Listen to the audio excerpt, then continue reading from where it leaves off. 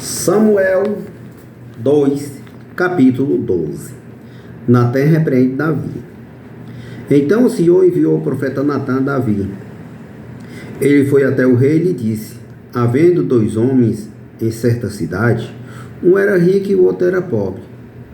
O rico era dono de muitas ovelhas e muito gado.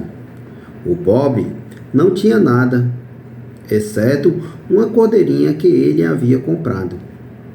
Ele criou a cordeirinha e ela cresceu com seus filhos dele. Comia no seu prato e bebia no seu copo, até dormia em seus braços. Ela era como sua filha. Certo dia, um visitante chegou à casa do rico e, em vez de matar um dos seus animais, do seu próprio rebanho, o rico tomou a cordeirinha do pobre e o matou e preparou para o visitante. Davi ficou furioso com este homem rico e jurou: tão certo como vive o Senhor, o homem que fez estas coisas merece morrer. Deve restituir 4 ovelhas ao pobre por ter roubado a cordeirinha e não ter mostrado compaixão. Então Natã disse a Davi: você é este homem. Assim diz o Senhor, Deus de Israel: eu ungi rei e livrei da mão de Saul e dei-lhe casa e as mulheres do seu senhor, o reino de Israel e Judá, e isto não se bastante, teria lhe dado muito mais. Porque então você desprezou a palavra do teu senhor e fez algo tão horrível? Você assassinou Urias Enetita com espadas dos Moabitas e roubou a esposa dele. De agora em diante a espada não se afastará de sua família, pois você me desprezou e tomou para si mulher de Urias. Assim diz o Senhor: de sua própria família farei surgir com seu castigo. Tomarás suas mulheres diante dos seus olhos e a darei a outro homem, e ele se deitará com ela à vista de todos. O que você fez em segredo, eu farei acontecer abertamente diante de todo Israel.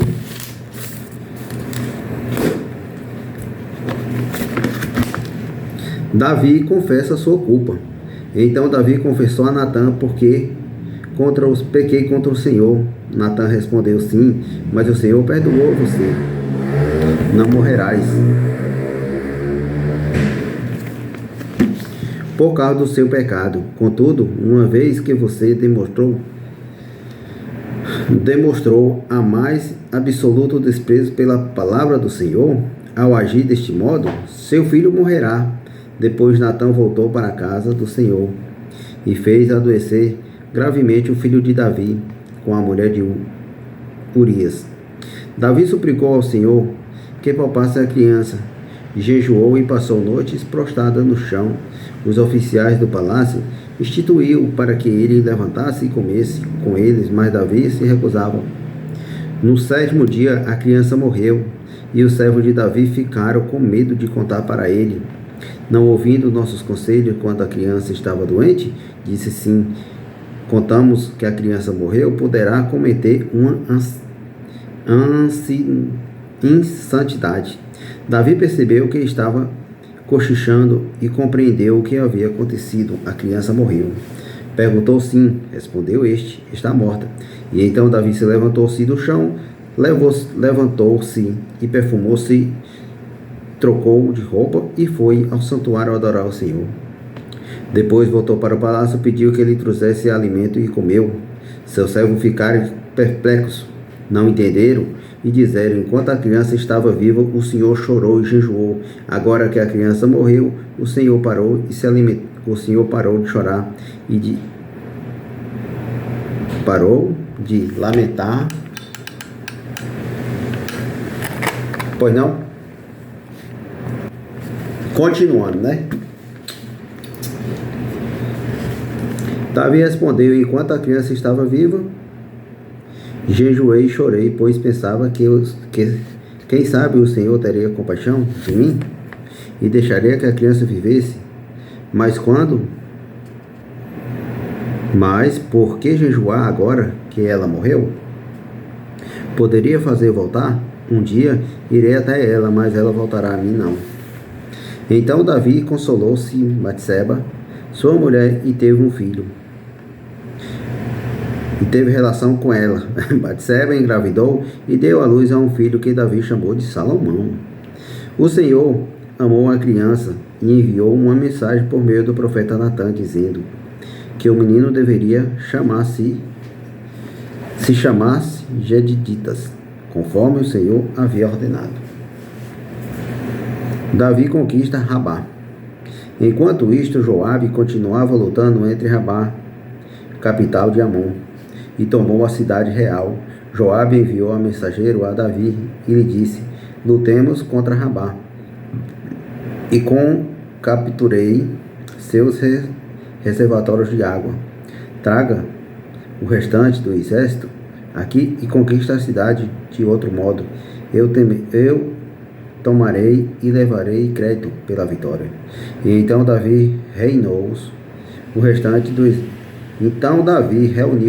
exército e foi a Rabá.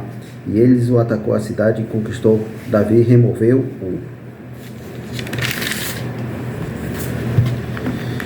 a coroa da cabeça do rei e ela foi colocada sobre a cabeça da coroa foi colocada sobre sua cabeça. A coroa era feita de ouro e enfeitado com pedras preciosas. Pesava cerca de 35 quilos. Davi tomou uma grande quantidade de despojo da cidade. Também tornou-se habitante em Rabá. Seus escravos e o obrigou a trabalhar com serra, picareta e machados de ferro. Também nós fornos de tijolos. E foi assim que Davi tratou o povo de todas as cidades amonitas. E então eles todos o exército voltaram para Jerusalém. Capítulo 13. Tomando de violência, Absalão, filho de Davi, tinha uma irmã muito bonita, chamada Tamar. Amon, outro filho de Davi, apaixonou-se por ela. Amnon ficou tão obcecado que que adoeceu. Ela era virgem. Amnon e imaginou que seria impossível possuí-la. Contudo, Amnon tinha um amigo muito astuto de seu primor, Jonadab. Era filho de Semia, irmã de Davi. Certo dia, Jonadab disse a Amnon: qual é o problema? Por que o filho do rei parece tão abatido todos os dias? Amnon lhe respondeu: estou apaixonado por Tamar, irmã de meu irmão Absalão. Faça o seguinte, disse Jonadab: deite-se e finja que está doente. Quando seu pai vier visitá-la, peça-lhe que deixe Tamar vir preparar algo para você comer, e peça que ela prepare seu alimento aqui mesmo, para que você veja e ela o sirva. E então Amnon se deitou e fingiu-se estar doente. Quando o rei foi visitá-lo, Amnon lhe pediu: por favor, permita que minha irmã Tamar venha preparar 2 bolos aqui mesmo, para que eu a veja e ela servir para mim. Davi concordou e mandou Tamar ir à casa de Amnon preparar algo para ele comer. Quando Tamar chegou à casa de Amnon, foi até o lugar onde ele estava deitado para que ele pudesse vê-la e preparar a massa. Então ela assou os bolos conforme ele tinha pedido. Contudo, quando ela colocou a bandeja diante de Amnon, ele se recusou a comer.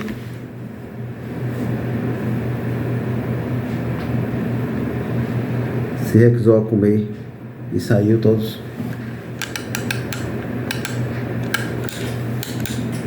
Saíram todos aqui, disse ele, seu servo, e todos o saíram. E então Amnon disse: Tamar, agora traga o bolo no meu quarto e dê-me de comer. Tamar fez conforme ele pediu. Quando, porém, ela lhe ofereceu a comida, ele o agarrou e exigindo que venha para a cama comigo, minha irmã. Não, meu irmão, não me violente, exclamou Tamar. Isto não se faz em Israel. Não faça esta loucura. Como eu poderia viver com tamanha vergonha se você cair em desgraça? Israel, por favor, fale com seu rei e ele permitirá que você se case comigo. Mas Aminon não quis ouvi-la, e como era mais forte que ela, violentou. Então a paixão de Aminon se transformou em profundo desprezo, e seu desprezo por ela foi mais intenso que a paixão que havia sentido. Saiu daqui, gritou para ela. Não, não, respondeu Tamar, mandai-me embora. Agora serei pior do que o mal que você me fez. Aminon, porém, não quis ouvi-la. Chamou o seu servo e ordenou que punhasse essa mulher para fora daqui e tranque a porta. O servo pôs para fora e trancou a porta.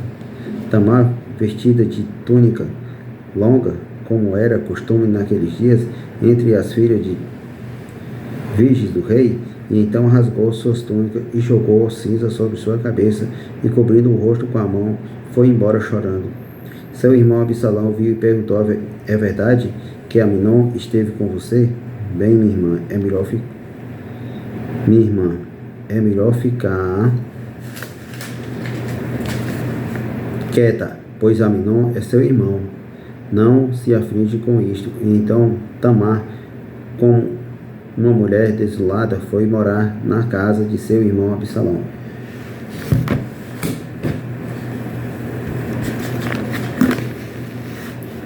Quando o rei Davi soube o que havia acontecido, ficou furioso. Embora Absalão não tivesse dito nada a Aminon a este respeito, odiou Aminon profundamente pelo que ele havia feito com sua irmã. Absalão se vingar de Aminon. 2 anos depois, quando as ovelhas de Absalão estavam sendo tosqueadas em Biazon, perto de Efraim, Absalão convidou 2 filhos do rei para a festa, e foi até o rei e disse: meus taqueadores estão trabalhando, gostaria que o rei e seus servos celebrassem essa ocasião comigo? Mas o rei respondeu: não, meu filho, se todos nós formos, seria um peso para você. Embora Absalão insistisse, o rei se recusou a ir, mas Absalão abençoou Absalão. E então, bem, disse Absalão, se o senhor não pode vir, permita que meu irmão Aminon vá convosco? Porque Aminon perguntou ao rei, mas Absalão continuou a assistir, até que finalmente o rei concordou em deixá-lo seu filho, incluindo Aminon, irem à festa. Absalão disse seus homens: espero até que Aminon esteja bêbado, e então eu dou ordem e mate-no, e não tenha medo. Responsabilidade é minha. Seja corajoso e valente. Assim, quando Absalão deu o sinal, eles o mataram, Aminon. E os outros filhos do rei montaram em suas mulas e fugiram. Quando ainda estava no caminho de Jerusalém, a notícia chegou até o rei Davi. Absalão matou o filho do rei, e não restou um sequer com a vida. O rei levantou, rasgou sua roupa e lançou-se no chão. E seus conselheiros também rasgaram suas roupas. Neste momento, Jonadab, filho de Semita, irmão de Davi, chegou e disse: não pense, meu senhor, que todos seus filhos do rei foram mortos. Foi apenas Aminon. Absalão tramava isso desde que Aminon violentou sua irmã Tamar. O meu senhor é rei, e não vós deveria acreditar, todos os seus filhos estão mortos. Apenas Aminon morreu. Enquanto isto, Absalão fugiu. Então sentinela sobre o muro de Jerusalém viu muita gente descendo ao monte pela estrada que vinha ao oeste. Jonadab disse ao rei: veja lá, eles são os filhos do rei, voltando como tinha dito. Logo que chegou, chorou e soluçou o rei dos seus servos, chorava amargamente com ele. Davi chorou muito e dias por seu filho Aminon. Absalão fugiu para a terra de Talmai, filho de Amiúde, rei de Jesus, sei lá como é esse nome, onde permaneceu por 3 anos, e o rei Davi, conformado com a morte de Aminon, abandonou a ideia de persegui-lo. Absalão. E se encerra esse capítulo e continua no próximo vídeo.